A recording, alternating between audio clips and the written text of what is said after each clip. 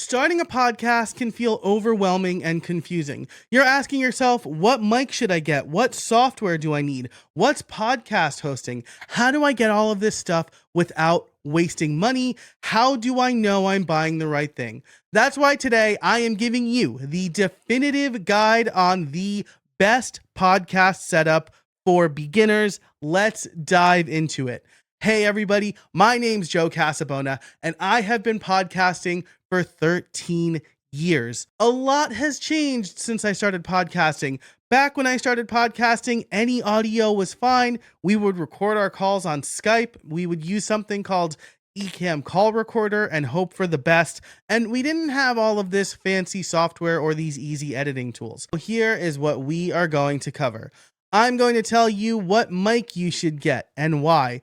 I'm going to tell you about the headphones you should get and again, why you should use headphones. We'll talk about recording software. This is the software that you will use to actually record your podcast, whether you're doing a solo show or you have guests in an interview style podcast or a host co-host podcast, whenever you're recording with more than one person. We'll talk about editing software because you should edit your podcast. There are very few podcasts that can get away with being completely unedited.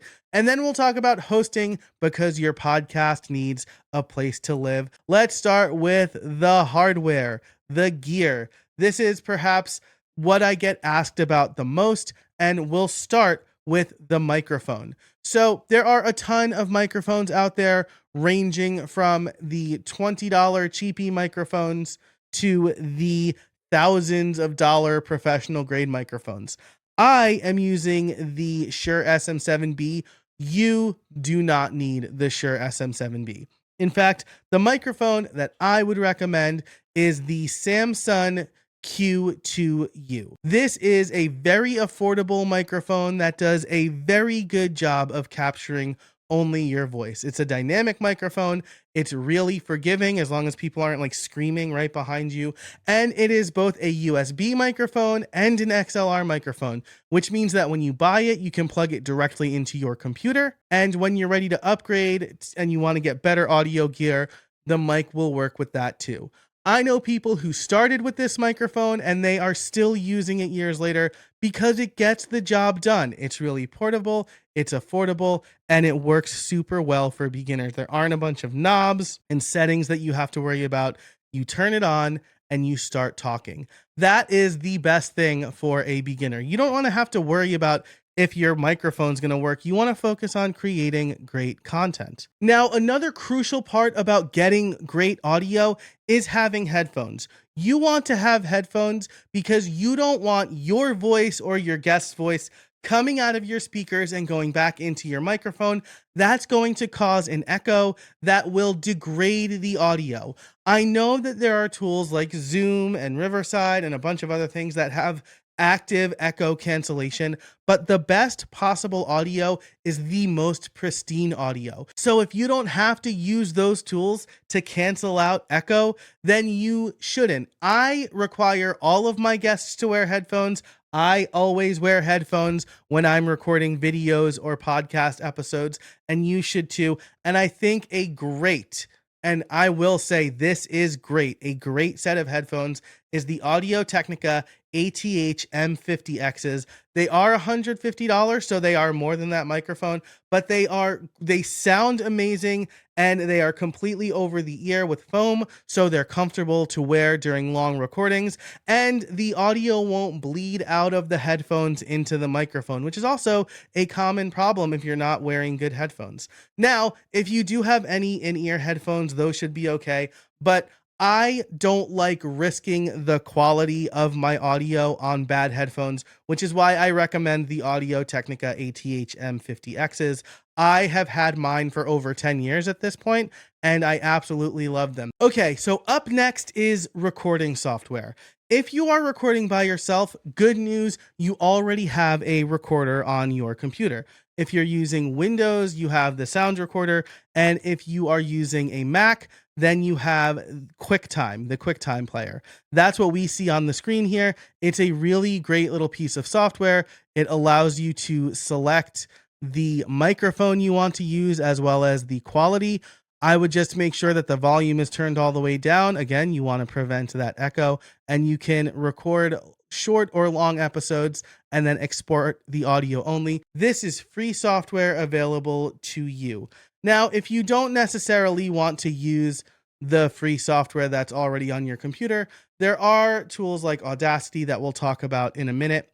And if you are recording with other people, then that software just isn't going to work. You need something that's going to allow you to record with other people. And what I recommend for that is Squadcast. Squadcast is a cloud recording studio, which means that you and a bunch of other people can get into a Squadcast recording room. Squadcast will record the audio onto each individual's computer and then upload it, which means it sounds like you are recording in the same room. This is really important because quality can make or break a podcast. You want your podcast to sound good and consistent, and you don't want it to be subject to any other software's processing or like that weird bad internet connection robot voice, which is what you could and probably will get with Zoom. I know a lot of people who say you can just record your podcast with Zoom, but if you care about audio quality, and as a podcaster, you should, Zoom is not the best option. You should go with something like Squadcast. And one of the reasons I'm recommending Squadcast here is because Squadcast is owned by Descript, and you can get Descript and Squadcast for the same price. And the next piece of software I want to talk about is editing. You should always edit your podcast. This is another thing that I think a lot of people try to get away with, cutting costs. So we'll just record. People want to hear the raw, unedited conversation anyway. Very few people can get away with not editing their podcast. And so I think Descript is the best option here. You can start for free, but it's super user-friendly. You can record in Squadcast and it'll automatically be imported into Descript. And Descript has editing via transcript. It's got some tools to help you clean up the audio and add music and things like that. And I think it's super user-friendly. Now, if you are looking for a free option here, there is another piece of software called Audacity that works across Windows, Linux, and Mac. And again, this is great free open source software. There is a bit more of a learning curve than Descript, which is why I recommend Descript, because you want your editing to be easy so that you actually do it, and Descript really delivers on that promise. Okay, so going through our checklist really quick, we have the microphone, the Samson Q2U, headphones, why we need them, and the ones we recommend, which are the Audio-Technica ATH-M50Xs, recording software, QuickTime or Sound Recorder if you're recording by yourself, Squadcast if you are recording with other people. Editing software, Descript because it makes it easy, but if you really want a completely free alternative, check out Audacity. That leaves us with hosting. So what is podcast hosting? A podcast host stores your audio files and generates your RSS feed. Your RSS feed is how your show ends up on Apple Podcasts, Spotify, Amazon Music, and anywhere people listen to podcasts. You need a podcast host. In fact, we have a video on our channel talking about the difference between free and paid podcast hosts, but whatever you choose, you do need one, because without a host, you're stuck kind of manually uploading episodes, and I can guarantee you it's not going to work. And of course, we strongly recommend RSS.com. Why? RSS.com has unlimited episodes and downloads. We are not going to punish you for success or for talking for a long time. Some hosts limit you based on the number of downloads you get in a month or the number of hours of audio content you upload in a month. We aren't going to do that. We also have built-in monetization options, so you can start to offset some of the costs of starting the podcast. We have distribution in one click, including to Apple Podcasts, Spotify, Amazon Music, and more, which means that we make it as easy as possible to get your show everywhere.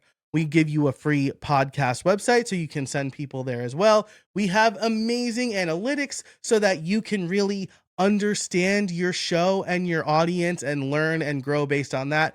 And we offer free transcripts, which is not something I don't think any other host offers. We give you transcripts completely for free on any of our paid plans, and we integrate them directly with your website. Now, you can always sign up for free at rss.com. We will always let you do that, and then you can basically use it until you're ready to publish your first episode. But because you're watching this video, you're likely a beginner, you want to get started, we are offering you a free month with the code RSSFREEMONTH, just as you see it written on the screen here. So head on over to rss.com, use the code RSSFREEMONTH, and you will get an additional free month with rss.com. Okay, looking at our checklist: mic, headphones, recording software, editing software, and hosting. You are now ready to start your podcast. Now, this is the very beginning of your podcast journey, and we have a ton of resources over on our blog, over at rss.com/blog, or on our YouTube channel that will help you start your podcast as smoothly as possible. Thanks so much for watching this video. My name's Joe Casabona. I'm the evangelist here at rss.com. We love helping podcasters. If you have any questions about your beginner setup or anything in the podcasting space, leave a comment below. Be sure to like this video, subscribe to this channel, and until next time, I'll see you out there.